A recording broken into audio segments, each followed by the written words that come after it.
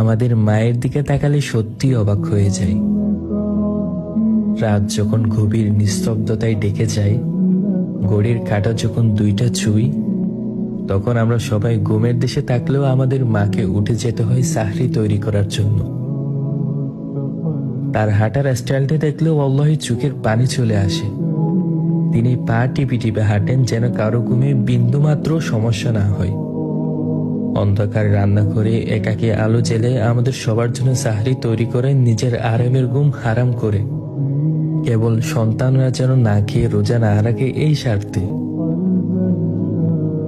আমরা আসলে এগুলো কখনোই বুঝি না, তো একটু ভেবেও দেখি না কতটা কষ্ট করে যাচ্ছেন মা নামক অদ্ভুত মানুষটি।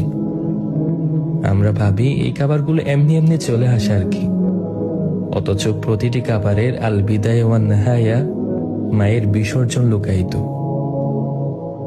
এজন্যই হয়তো হাদিসে মায়ের সম্মানের কথা 3বার উল্লেখ করেছেন।